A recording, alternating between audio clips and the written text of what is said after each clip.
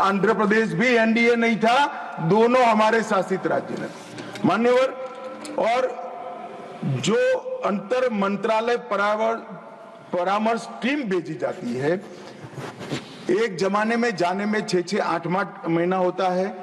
2019 के बाद 2020 या 21 में गृह मंत्रालय ने निर्णय किया कि पहले जाकर इमीडिएट जायजा लेंगे, और 5 वर्ष में 10 दिन के अंदर हमने 97 आईएमसीटी की टीमें भेजकर तुरंत सहायता करने का प्रावधान भारतीय जनता पार्टी की नरेंद्र मोदी सरकार ने किया है। मान्यवर, एनडीआरएफ की 16 बटालियन कार्यरत है। आज एनडीआरएफ का जो ड्रेस है, मैं कलर कहूंगा तो थोड़ा तकलीफ आएगी, मगर कह ही देता हूं, एनडीआरएफ के भगवे कलर के कपड़े देखकर लोगों को शांति हुई कि ये आ गए, हम बच जाएंगे। और न केवल देश में, पूरे दुनिया में हमने एक काम किया है। और इसके अलावा मान्यवर, कुछ नए इनिशिएटिव लिए गए। भूस्खलन जोखिम प्रबंधन के लिए कार्यक्रम बनाया गया। ग्लेशियर लेड आउटबर्स्ट फ्लड, इसके लिए भी कार्यक्रम बनाया गया। नागरिक सुरक्षा और प्रशिक्षण क्षमता निर्माण का भी कार्यक्रम लिया गया। और मान्यवर, कई सारे एनडीआरएफ ने इंटरनेशनल अभियान भी किए हैं। मान्यवर, honourable home minister, honourable members, we are clocking 6 p.m. today. If the House agrees, we may sit beyond 6 p.m. today till the disposal of the Disaster Management Amendment Bill 2024. Do I have the leave of the House to extend the sitting beyond 6 p.m.?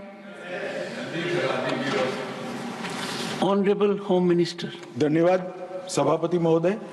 NDRF ने वसुधैव कुटुंबकम की भावना को ध्यान में रखते हुए 2015 में operation मैत्री नेपाल के भूकंप में, 2018 में ऑपरेशन समुद्र मैत्री इंडोनेशिया में, ऑपरेशन दोस्त 2023 में तुर्की और सीरिया में, ऑपरेशन करुणा म्यांमार में, ऑपरेशन सद्भाव वियतनाम में, तूफान त्यागी आया तब। और ये सब जगह के न केवल सरकार, उनकी जनता ने भी, ये सब देशों ने एनडीआरएफ की और मोदी जी की भूरी भूरी प्रशंसा की। मान्यवर, ये जो राष्ट्रीय स्तर पर हमारे आपदा प्रबंधन को स्वीकृति लाने का काम एनडीआरएफ ने किया है, मैं आज इस सदन के माध्यम से एनडीआरएफ के सभी जवानों को बहुत बहुत साधुवाद देना चाहता हूं। मान्यवर, हमने हमारे डिजास्टर मैनेजमेंट और डिजास्टर रिस्क रिडक्शन को पैना बनाने के लिए Japan, Tajikistan, Mongolia, Bangladesh, Italy, Turkmenistan, Maldives और उज्बेकिस्तान, इस सब के साथ समझौता ज्ञापन किया है। इस सब की भौगोलिक परिस्थिति में कोई न कोई ऐसा डिजास्टर है जो भारत के अंदर भी संभव है, तो हमारे बेस्ट प्रैक्टिसेस का फायदा उनको पहुंचे और उनके यहाँ जो व्यवस्था है वो हमारे लिए लाने के लिए हमने ढेर सारा काम किया है। न केवल समझौता ज्ञापन किया है, 15, 16, 19, 20, 23, इसमें हमने यहाँ पर अंतर्राष्ट्रीय गोष्ठियां भी आयोजित की है। 15 में सार्क की, 16 में ब्रिक्स की, 19 में एससीओ की, 20 में बिम्स्टेक की, 23 में एससीओ की। और ये सारी गोष्ठियों में राष्ट्रीय और अंतर्राष्ट्रीय स्तर के ढेर सारे आपदा प्रबंधन के विशेषज्ञ आए, जिन्होंने सारे देशों के समूहों को आपदा प्रबंधन के माध्यम में, आपदा प्रबंधन के क्षेत्र में इनके अनुभवों को और ज्ञान को समृद्ध करने का काम किया है। सीडीआरआई की बात मैं बहुत संक्षिप्त में करना चाहता हूं।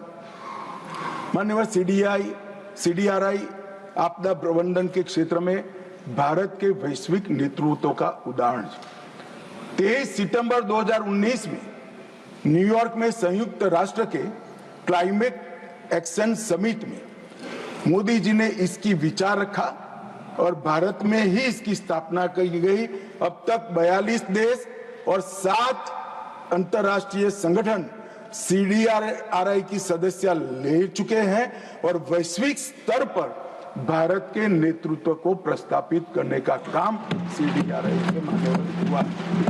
मान्यवर, एक आपदा मित्र योजना, इसके माध्यम से हमने 350 डिजास्टर प्रोन जिलों में 370 करोड़ से 1 लाख कम्युनिटी वॉलंटियर्स, उसका एक फोर्स बनाया और भारत आपदा संसाधन नेटवर्क पोर्टल पर इन लोगों का रजिस्टर करा। तो जब भी आपदा आती है, ये ट्रेन स्वयं से भी अपने आप वहां पहुंचते भी है और डिस्ट्रिक्ट कलेक्टर के पास भी इनका पूरा लेखा जोखा रहता है मान्यवर। और मुझे बताते हुए आनंद होता है कि 1 लाख आपदा मित्र वॉलंटियर्स, जिसमें से 20% मातृशक्ति है, महिलाएं। मान्यवर, बहुत बड़ी बात, हमारी मातृशक्ति आपदा प्रबंधन के कार्य के अंदर कंधे से कंधा लगाकर जुड़ी है। और आपदा मित्र योजना का परिणाम क्या हुआ? 78,000 व्यक्तियों को बचाया गया, मतलब उनको अलग जगह पे ले जाए गए, और 129 लोगों को जो दबे हुए पड़े थे, जिनको कोई करंट लग गया था, उनको समय पर अस्पताल में पहुंचाकर उनकी जान बचाने का काम ये आपदा मित्र योजना ने हुआ है। अब इस बजट के अंदर एक नए लक्ष्य समूह में इसको विस्तार दे रहे हैं। 470 करोड़ से युवाओं को इसके साथ जोड़ने के लिए 1300 से ज्यादा प्रशिक्षित आपदा मित्र को मास्टर ट्रेनर के रूप में काम दिया है, जिसमें NCC, NSS, नेहरू युवा केंद्र संगठन और भारत स्काउट एंड गाइड के लोग 2,37,000 नए आपदा मित्र को प्रशिक्षित करेंगे, जिससे कुल संख्या हो जाएगी 3,37,000 कम्युनिटी वॉलंटियर्स की संख्या। एक बहुत बड़ी फोर्स हमारे पास मान्यवर हो जाएगी। कई सारे ऐप्स बनाए हैं, कुछ सदस्यों ने जिक्र किया है, फिर भी मैं बता देता हूं। मौसम जो IMD के लिए है, मेघदूत वो बारिश के लिए है, फ्लड वॉच बाढ़ की स्थिति के लिए है, दामिनी लाइटनिंग स्ट्राइक के लिए है, पॉकेट भुवन जो वॉइस नेविगेशन का ऐप है, सचेत जो जियो टारगेटेड अलर्ट करता है, वन अग्नि जंगलों की आग के लिए है, समुद्र महासागर की जानकारी देता है, भूस्खलन अध्ययन की नोडल एजेंसी बनी है, और इंडिया क्वेक भूकंप के मापदंडों को ऑटोमेटेड प्रसारण करने का काम करता है।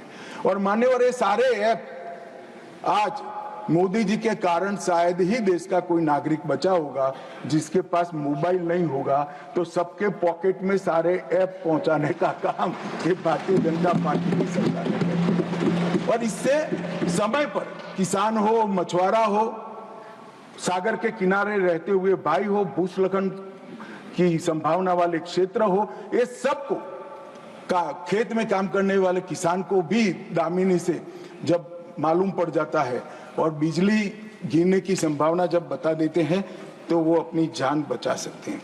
मान्यवर, मैंने पहले कहा था मैं पर्यावरण के लिए भी जरूर बताना चाहूंगा। मान्यवर, एक बात निर्विवाद रूप से पूरी दुनिया स्वीकार कर चुकी है कि पर्यावरण के संरक्षण में नरेंद्र मोदी जी आज पूरी दुनिया का नेतृत्व संभाल रहे हैं, और इसीलिए संयुक्त राष्ट्र ने उनको चैंपियंस ऑफ अर्थ का उपाधि देकर उनको सम्मानित करने का। मोदी जी ने सिंगल यूज प्लास्टिक से भारत को मुक्त करने का काम लगभग समाप्त कर लिया है। इनकी पहल से बना हुआ इंटरनेशनल सोलर अलायंस और कई सारे देश इसके अंदर जुड़ चुके हैं। वन सन, वन अर्थ, वन ग्रिड परियोजना दुनिया भर में पॉपुलर करने का काम नरेंद्र मोदी जी ने किया है। दुनिया भर में सोलर एनर्जी साझा करने के लिए इंटर रीजनल एनर्जी ग्रिड का निर्माण करने का काम भी शुरू हो चुका है। एक पेड़ मां के नाम से अपनी माँ का ऋण चुकाने के लिए करोड़ों लोगों ने श्रद्धा के साथ धरती माता और अपनी माता को ऋण चुकाने के लिए पेड़ को बोने का काम किया है। मान्यवर, एनर्जी की मैं बात करूं तो 2070 तक नेट जीरो कार्बन एमिशन ये लक्ष्य भारत ने रखा है। मोदी जी की पहल से बना international solar alliance, global biofuel alliance और 2025 तक 20% ब्लेंडिंग का जो लक्ष्य था वो हमने सिद्ध कर चुके हैं। आज 20% इको फ्रेंडली ईंधन हम सबकी गाड़ी में होता है। मान्यवर, 10 करोड़ उज्ज्वला गैस कनेक्शन देकर हमने कंडे और कोयले का जो धुआं जाता था उसको रोकने का काम किया है। स्वच्छता अभियान को 39% से बढ़ाकर 100% सैनिटेशन कवरेज तक पहुंचे हैं। नमामि गंगे के तहत 400 प्रकल्प शुरू हो चुके हैं। सीवरेज और घाटों का ये 400 प्रकल्प में से 125 प्रकल्प का काम पूर्ण हो चुका है। पीएम प्रणाम पृथ्वी माता के पुनरुद्धार के लिए केमिकल फर्टिलाइजर का उपयोग कम करने के लिए एक बहुत बड़ी योजना लेकर आए हैं।